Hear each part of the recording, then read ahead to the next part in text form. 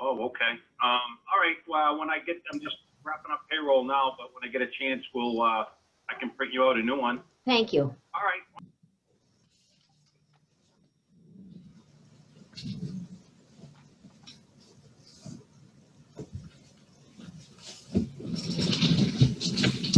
Good morning. Good morning.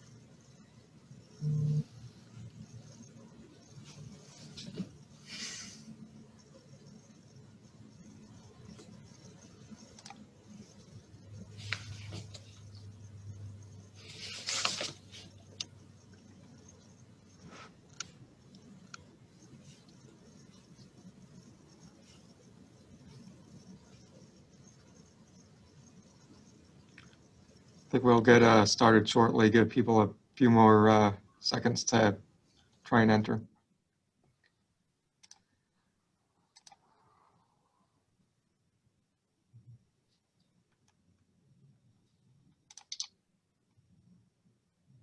Good morning.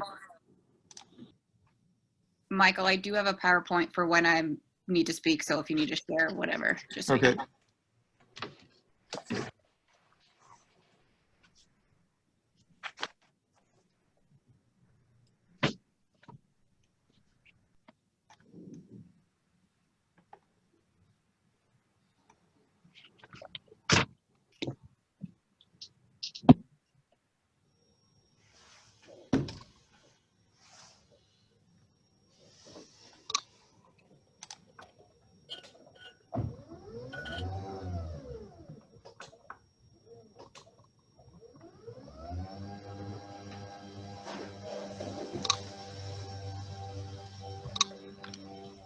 All right, I think we can go ahead and get started as people keep trickling in.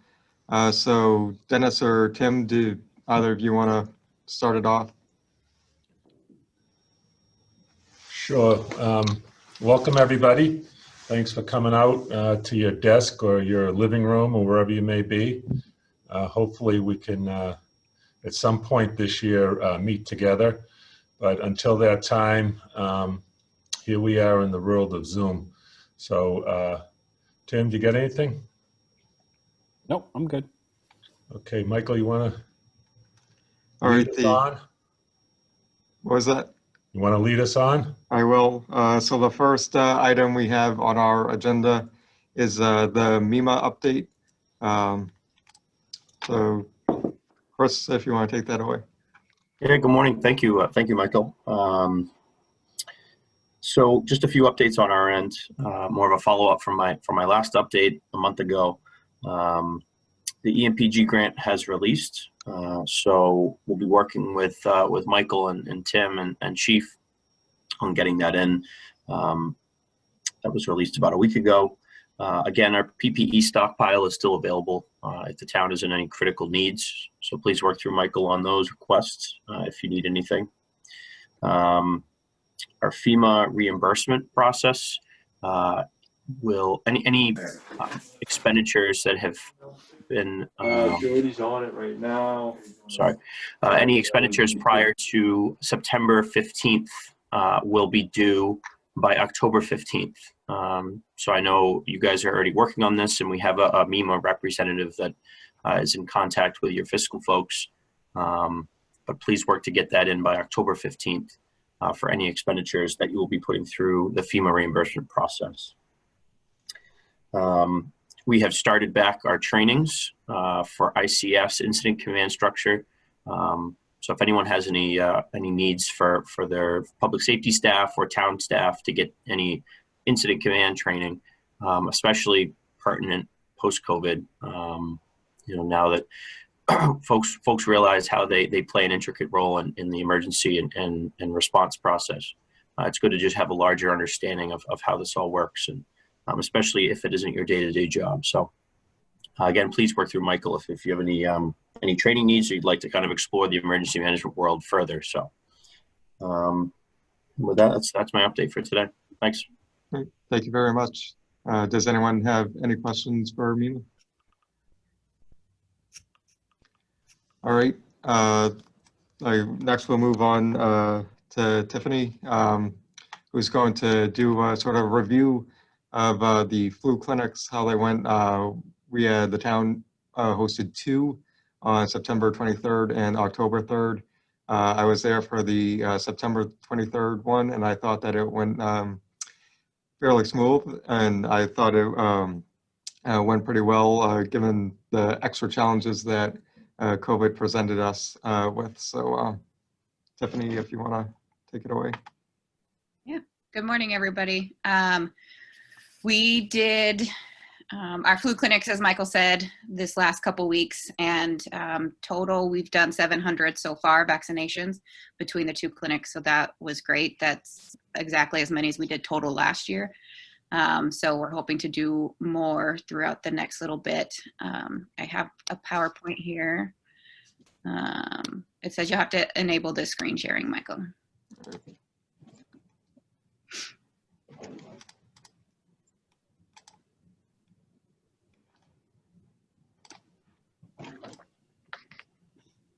I share my own. Share, I think you have to allow me to be a host or something, and then I can share. Or be a panelist. Allow multiple sharing.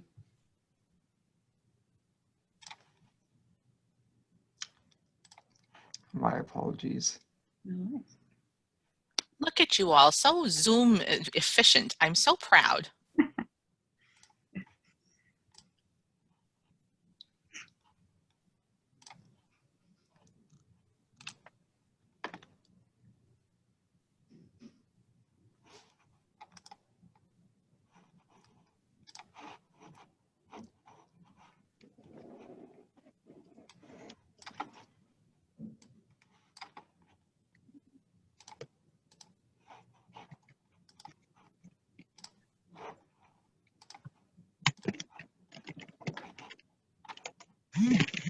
Can you do it now? Yes, thank you.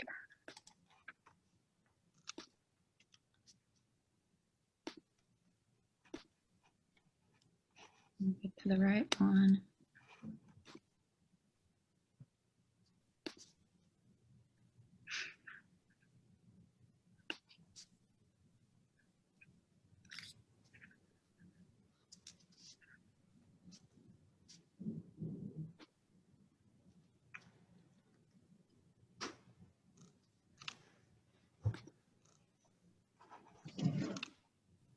Okay.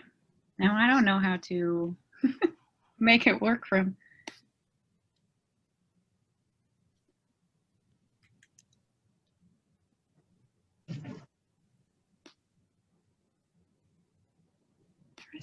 Back.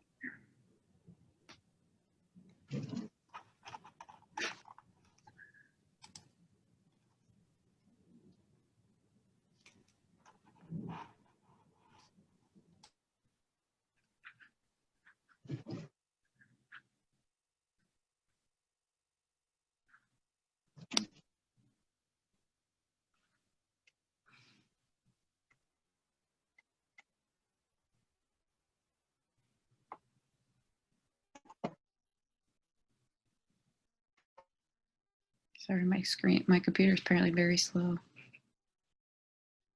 Okay. Okay, so I cannot definitely take credit for all of this. Huge thank you to Talib and Katie Keeman, who came between when after Rebecca left and before Michael started. They took the brunt of creating the plans on this and super helpful. So I want to give them a huge shout out for all they've done in this process. So some of our considerations as we started planning flu clinics way back at the end of early June, I guess it was how do we make them COVID appropriate with appropriate safety measures, including social distancing, masking, timing, all that in and out the building or through car put through, depending on which one we did. We had to think spacing, what building area space was big enough to either do drive-in, drive-through, or in person. We had to decide whether we're going to do a drive-up one or an in-person one. And then what our staffing looks like. Typically on non-COVID years, our nursing staff is about 3 or 4 nurses that we all just kind of stand around, have a couple lines, people come in and out and go that way. So one of my big concerns was how many nurses would I have to give vaccinations, plus how many staff would we have to actually help us run a clinic. And to be honest, the first consideration was drive-through. That was the goal, that was the thought process, but we did not end up doing that, and we'll get to that point. But so our drive-through clinic considerations were, again, staffing. What did our spacing look like for cars? Originally, we had planned for it to be at the high school and use their parking lot because that was the biggest parking lot we could see while doing enough areas and getting enough people in and out so that cars wouldn't get jammed or thankfully no accidents or anything like that. And then electrical considerations for cold storage chain for our vaccines because they have to remain cold. So all of those were kind of our main considerations for our drive-through. Our main ones for our in-person, again, were staffing. And to me, that one was more important to have more staff at this in-person one because we need to get people in and out of the building as quick as possible. Do we have enough space for social distancing? And then what was the timing for residents to be in and out of the building from the point of receiving their shot to exiting? So we prepped for both. Again, huge shout out to Katie and Talib. They wrote up awesome structures on how to do both clinics, 25 pages for each one, which was great with all different considerations in them. They used ICS as the guide. We chose that because it just gives the easiest structure and easiest flow. But you have to make it a little bit different because the EDS structure doesn't quite necessarily fit into the ICS structure. So we had to do some adjustments, and I'll go through that in a minute. But and then we sent them to our regional planner for Region 4AB, who gave us feedback on both of them, but mostly on the drive-through because we were still really gung-ho for the drive-through. But I did have a cutoff point. At this point, I was the only nurse and the only one planning how to do this. So I had a cutoff if I didn't have another nurse hired and on board by September that I wouldn't do the drive-through. So that ultimately was what the drive was. But with our flu vaccination, here's our ICS chart they created. We have the clinical director who was me both times. And then we had public information officer, which we didn't need on site, but she was very helpful in getting the word out, both her and Kristen both. And Cindy and Kristen both just were extremely helpful in making sure that our residents knew about the flu clinics and how to sign up for them and how to change things throughout the time. We had some glitches in our IT portion, as much as I can do IT, which I can't do much. So we had a few glitches at the beginning and they were very helpful with that. We had a safety officer on site who helped us with traffic flow, and we did have a few traffic jams, mostly the beginning, until we got a good flow going and considerations like that. We didn't really have much of a safety officer. You could count the police officer, I guess, as both. But we just kind of monitored each other and watched each other. Talib definitely was our logistics officer, making sure that things went well, that the flow worked, that people were taken care of, both the residents and the staff members and volunteers that helped us. Our clinical group supervisor was our new part-time nurse, who's Hannah. She's been here about almost a month now. And so she really took on the role of nurses, which was awesome, because before our first clinic, she'd only been here 2 weeks. So she really had her head in the game and really ran with the nurses inside and made sure that the nurses and the residents were taken care of as they were getting their vaccines, which was amazing. And then inventory management kind of fell onto me and Hannah at the same time with vaccines and stuff like that. Our biggest concern with inventory management was the inability to get our flu vaccines in a timely manner. We had promises that they'd be delivered and they kept getting pushed back and pushed back and pushed back. We had about 3 weeks. I've been told they'd come this week, and then they didn't for 3 weeks in a row. So that was our biggest stressor. For our staffing requirements, we went off the spacing of the drive-through plan for staffing requirements and how many cars we thought we could fit in a row to get vaccinated. And so we figured we could get about 7 stations set up for vaccination at one time. So then we went through and just kind of did an input and a throughput thought process, and we figured we could do about 50 residents per half hour. Now that's not 50 cars, it's 50 residents. So we went off with that number, but added up in case we could figure out more. So on the left of the screen or the right of the screen, you'll see the staffing requirements of what we did for those. Through our socially distanced hybrid plan was what we ultimately decided to go through because at that point I was the only nurse. So the reason I chose it was because staffing could go up or down in that building. If we had more nurses, we could definitely use some of the classrooms we did all at the Center of the Heights. I don't think I said that. We have done all at the Center of the Heights, and we could have used classrooms if we needed to do more. Was closer to what we have done in the past. I'm not going to lie, it was easier for me to think through the process. I didn't have to worry about power for our cold chain supply. It was already there. They've got multiple fridges, so we could use those if we needed to. And then not being used for residents right now, so I didn't have to try to do too much of a schedule rotation with anybody, because we just used the multi-purpose room / the kitchen area for that. So it was easy to be able to just let them know that I needed that space, and it was simple and set up. And then we figured the parking space would be good enough for that one because there's a lot of parking there. Plus you've got the MBTA parking lot right there that is not really being used right now. So that was helpful.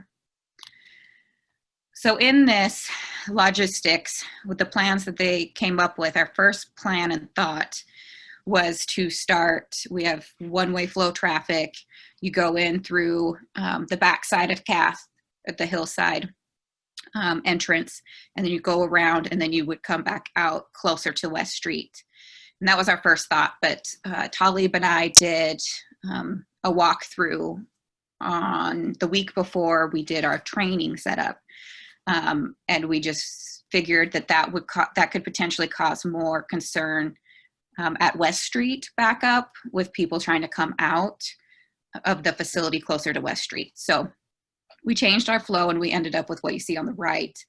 We ended up with, they drive in on the right, and then they'd follow around. Our entrance was in the back where that green arrow is. And then they drove back out, and our volunteers parked on the left side. We never had to use any extra parking. There was plenty of parking for both residents and volunteers, and it was super helpful. I don't have a more detailed map of where we set things up, but if you'll just kind of flow with me through the arrows, I'll explain how our drive-through part started. So if you go through the hillside, the arrows leading up, you'll see the first white marked off lines. That's where we had our original setup. So the residents would come in that entrance, they would stop there, and they would get the paper that they filled out online. We'd find their name, we get their paper, and they double check, make sure everything was correct, and then they kept the paper with them. And then they would flow around to just about the tip of that second red arrow. They curved around in the MBTA parking lot, and there was another tent set up to the left of these green bushy areas, as you see on the picture. And they would stop there, and they would meet another group of staff and volunteer members who from there would say, how many people do you have in your car? And they had these papers that they would write the license plate number on, the number of people in the car. They would rip off the bottom portion, give that to the resident. And then we had a person we labeled as the runner. And the runner I'll finish the flow of the car. So once the car had that little piece of paper, then we had a parking attendant who would show them which parking space to pull into. So they would follow that flow and go from there. And then once they came out, so you have the entrance on this, and I'll go into the next screen in 1 second, and it'll show you our flow through the building. But the exit was back at the first white lines. There's a door right there. And they would exit that way. So it was all one-way flow traffic in there. And then from there, they get back in the car and they drive out the exit. On the outside, we had two stations, well, three technically. We had our check-in station where the residents would pull up originally in their car, they'd meet someone, get their papers. Then they had the parking station where they'd get the little paper, and then they had someone at the exit station. At our parking station, we had a runner who had a walkie-talkie that coordinated with the people inside with walkie-talkies, who then would let them know how many people could come into their building. So what we would do is we would tell the resident as they parked, please stay parked and in your car until somebody came up and said, okay, it's okay for you to enter. And so the runner would have those little papers that said which license plate and how many people. So once they got word from inside, hey, we can take 10 more people, he would go knock on the window and say, okay, you guys can come in. And that was our way of decreasing the amount of people in the building, and the amount of people that we could do safely within Cath was about 28 residents at a time. But we never had a line. Nobody really had to wait in line to see a nurse, which was great. So if you follow me with this one indoors, if you look at the bottom of the plan is a little red arrow. So that's the entrance. So they would flow into the entrance. They would be greeted by someone at the front table who then coordinated with another person, and they looked at their forms. We had multicolored forms depending on what flu vaccine they wanted. And then our other greeter at the end of kind of the pathway, it says, the 6 feet wide pathway, would let them know which table to go to, nurses station. So we had 7 nurses stations set up, 1 dedicated for just children. She could do adults too, but the kids could only go to that one side. And that was the farthest 7th station. And then all the rest kind of ebbed and flowed with what they had as far as high dose or flu block or regular. So So all the little red circles, this was much set up like it was for town meeting. We had some great help in setting this up, and thank you to Tony and his help on this. And so those are about the amount of people we could have. Those little circles, the pink ones, are 6 feet apart, which then made them about 9 feet apart from the person standing in the middle. You look up to the right upper corner of the pink tables is the orange tables, and that was our observation center for residents who had never received a flu vaccine. So they're required to sit and wait 10 minutes if they've never had a flu vaccine before, just so that the nurses can monitor them and make sure that they don't have a bad reaction. So that was it. And then we had one-way flow. We changed the arrows to one-way flow. So once they got to the nurses station, which is the pink tables, they would then go behind the pink tables and exit to the one-way flow to the farthest red arrow on your left. The other red arrows that go through the building were only used if we needed someone who needed wheelchair accessible. So they would have to come through the front door, but we did never have to use them. So nobody, unless they needed to use the restroom, actually went through the rest of the building. It was all just in that one space. So this was a little harder to read, and I'm sorry, it's kind of small. This was what our supply management kind of looked like. And we hadn't finalized this, and I just copied and pasted it this morning. So sorry about the yellow. That's the highlighted portions that are still on there. But they went through and kind of really thought through what we would need for each flu clinic to be able to have quick and easy flow and set up appropriately. So that's just what our supplies look like. The middle row is the quantity available. The second row is the quantity available. As you can tell, we had quite a few things that we had to get in last minute to make sure that it worked okay. We decided to do electronic signups this year to decrease the amount of paper that we'd have to pass back and forth and the amount of time spent at the flu clinic doing the signups. So we started with an Eventbrite. I'd met with a couple other public health nurses. One was like, oh, I'm using Eventbrite, looks real great, looks like it's gonna work awesome. So I was like, deal. So we did it, we had set it up. Kristen had helped me with that a lot. And we had set it up so that you go in, because it would count the time. We could set up how many people could show up at a time, and then it could set up which kind of flu vaccine they wanted.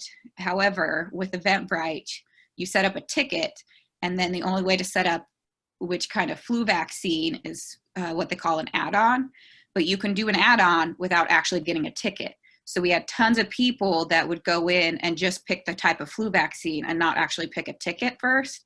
And that, like, we opened that up on a Friday, and I looked and saw that we had 60 people signed up for the high dose, but only 18 tickets chosen. And that just crash and burn real hard. We shut it down that Friday afternoon and had to rethink the process. So Eventbrite is not the easiest or most knowledgeable for most people. Plus we had to use not only Eventbrite for the tickets, but then they had to fill out the insurance form separate. So it made a 2-step process, which was also then a little bit time consuming for a lot of people. So Katie had created a Microsoft Forms, which we decided just to use after that. And we set it up so that you can set up a Microsoft Form. So you have a new link for every, however many you want. But we did it for every half an hour. So we created a new Microsoft Forms for each half an hour and put that up there. And then we just monitored from there once we hit 50 or close to 50 to shut it down. And we just close it on the website that one was full. So that one worked a lot better. Microsoft Forms was easier. The only thing is we just had to watch. We just had to pray and hope that it didn't boost up overnight to like 100 people in a half an hour. So it was an easy conversion to a Word document once you know how to do the mailings, and it's HIPAA compliant, which was helpful.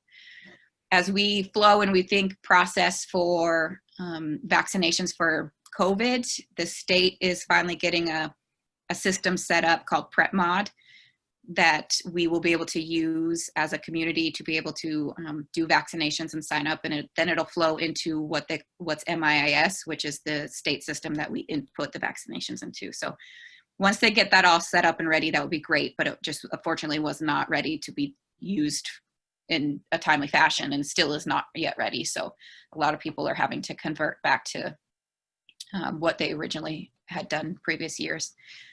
So overall, Microsoft Forms was awesome. It was a helpful way to sign up and do what we needed to and be able to get it quickly printed and things like that. So that was a good thing. And then overall, we got a lot of praise, which I am very, very proud of. These are some of the things from some of the residents who came.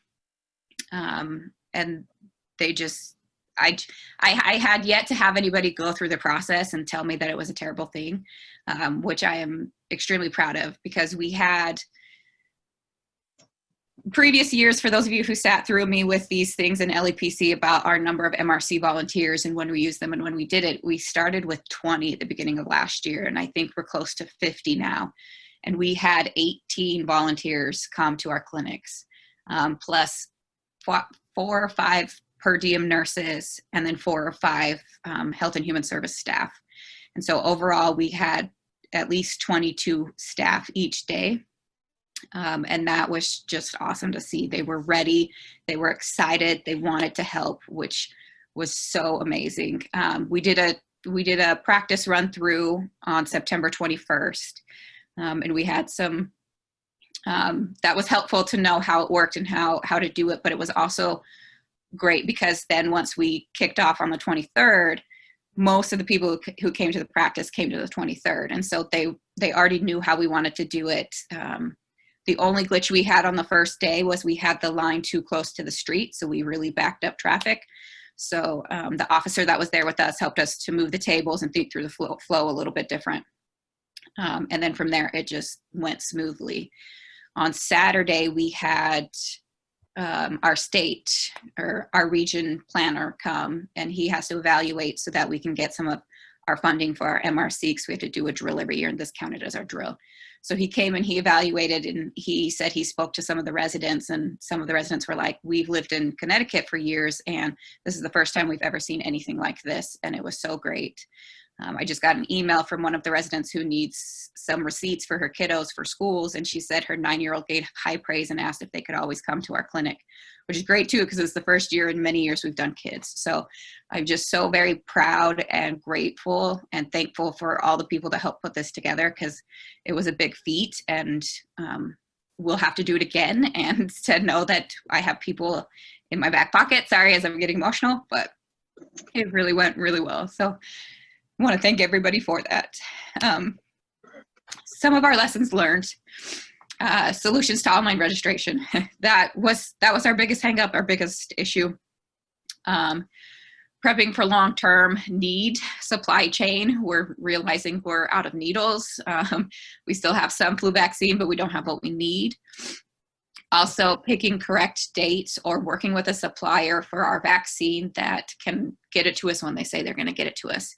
So we had our first clinic, and this year I've ordered all single dose, but our flu vaccine hadn't come and I didn't have enough to even do the first clinic. We had 300 people sign up, and I probably had 150 flu vaccines. So luckily another public health nurse from Norwell, she said she had 250 doses if we wanted to buy them. So Tim got on it right away and worked out his magic with Dave and everybody so that we could buy those from the other town.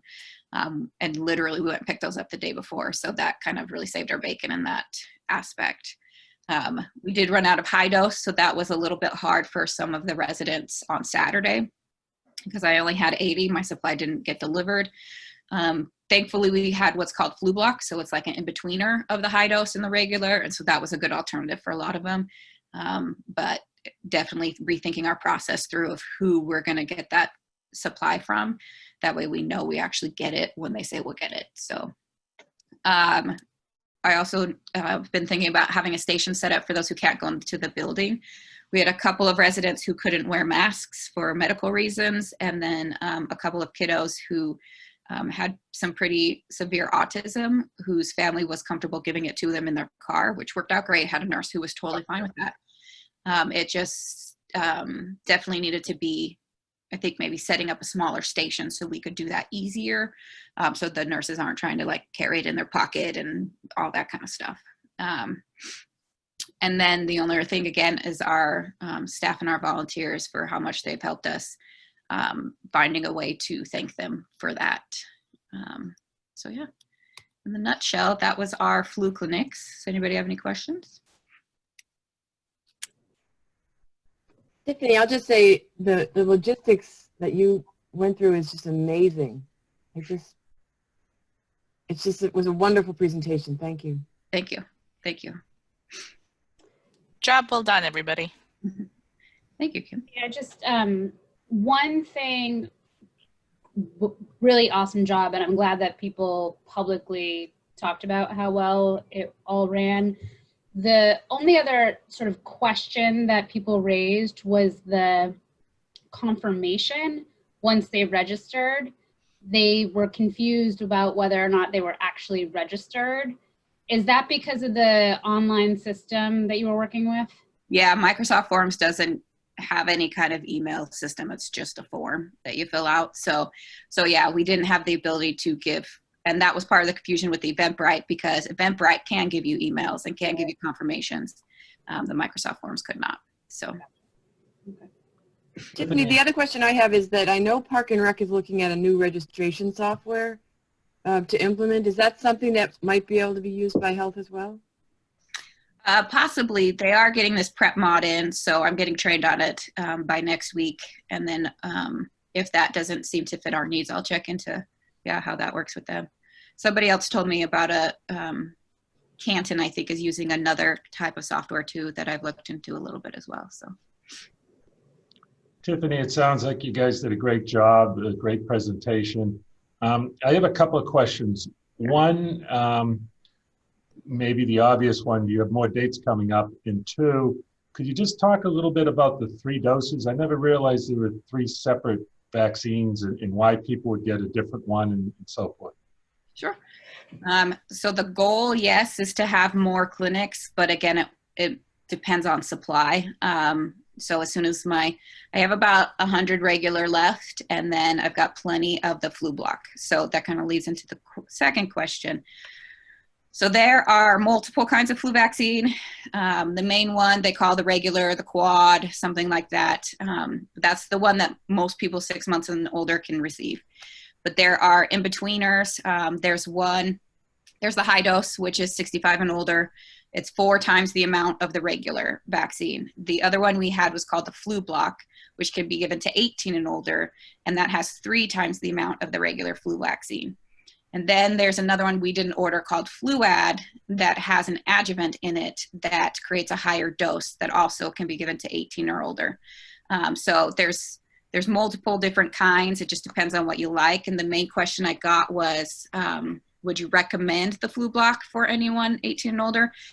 And I said, sure, if you want it. If you're concerned about any health problems or health concerns or anything like that, if you have any immunity issues or anything like that, and you're under 65, that is definitely a great pick for you.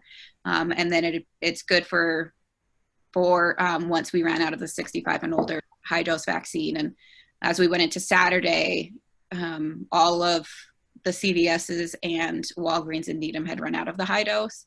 And I know CVS had run out of the regular flu vaccine as well. So yeah, there's a few different kinds. So just make sure you check in with which kind you're receiving if you, when you get it. Thank you.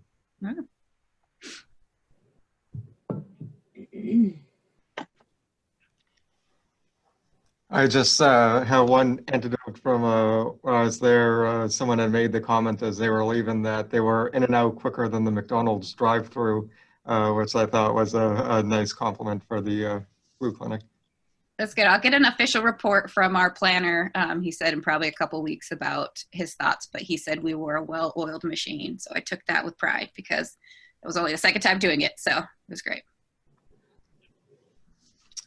All right, so next on our agenda is the emergency management update. Last week, I submitted the hazard mitigation plan up to the MEMA mitigation unit.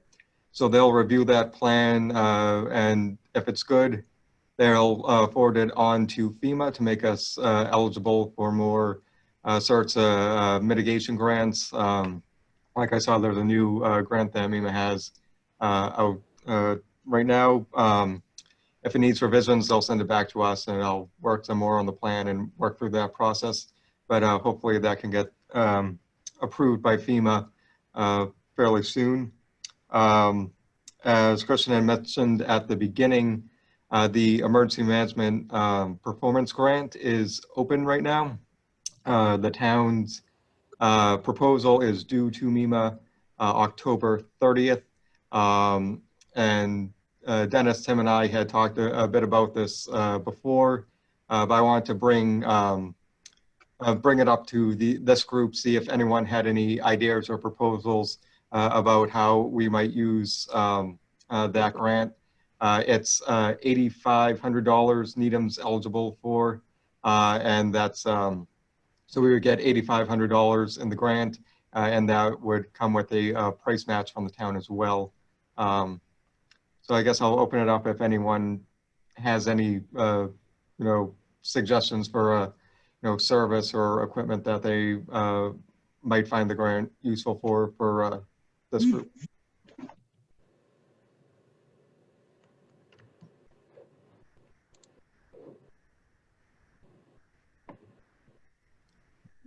Anyone? Bueller?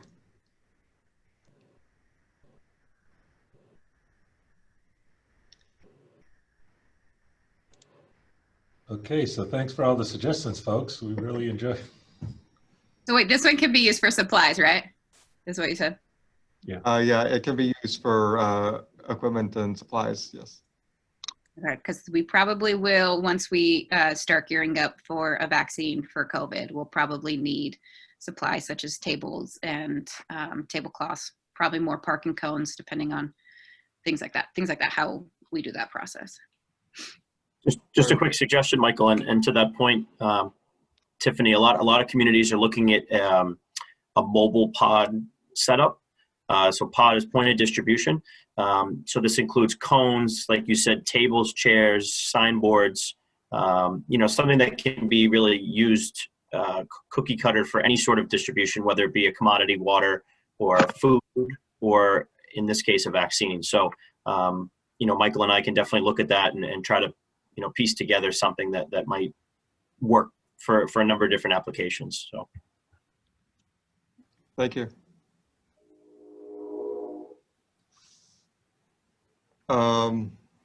Also, in the emergency management update, talking with Tim, who's our incident commander for the COVID response, we're looking at formally resetting up the EOC in the next couple of weeks and filling out that ICS chart. So once we finalize the names for that, I'll send out training materials for you to be refreshed. I have created EOC role binders for everyone that include your job action sheets that come out of the comprehensive emergency management plan. So you can refresh yourself if you're going to be operating in the EOC on your roles function in the incident command structure. Tim, do you want to talk more about that?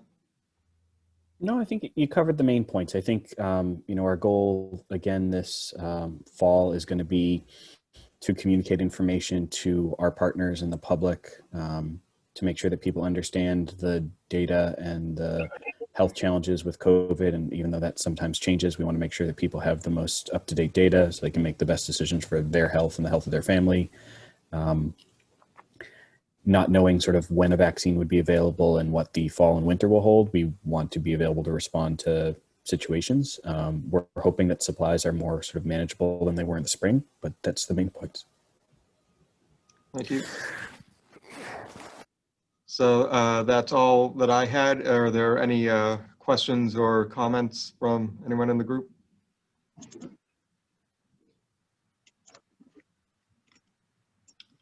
All right. Thank you, everyone. I'll type up the minutes and I will email them to the invite list, and they will also be posted on the town website. Thank you all for coming today. Thank you. Thanks, Michael. Thanks, Mike. Thanks, everybody.